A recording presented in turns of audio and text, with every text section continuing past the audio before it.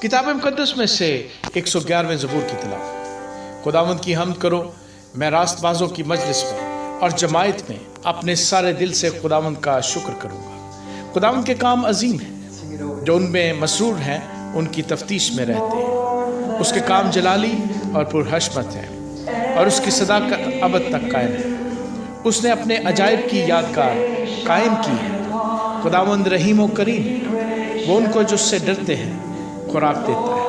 وہ اپنے عہد کو ہمیشہ یاد رکھے گا۔ اس نے قوموں کی میراث اپنے لوگوں کو دے کر اپنے کاموں کا زور ان کو دکھایا۔ اس کے ہاتھوں کے کام برحق اور پر عدل ہے۔ اس کے تمام قوانین راست ہیں، وہ ابدالآباد قائم رہیں گے۔ وہ سچائی اور راستی سے بنائے گئے۔ اس نے اپنے لوگوں کے لیے فدیہ دیا۔ اس نے اپنا عہد ہمیشہ کے لیے ٹھہرایا ہے۔ اس کا نام قدوس اور محیب ہے۔ خداوند کا خوف دانائی کا شروع ہے۔ اس کے مطابق عمل کرنے والے دانش مند ہیں۔ اس کی ستائش ابد تک قائم ہے۔ خداوند کی حمد کرو۔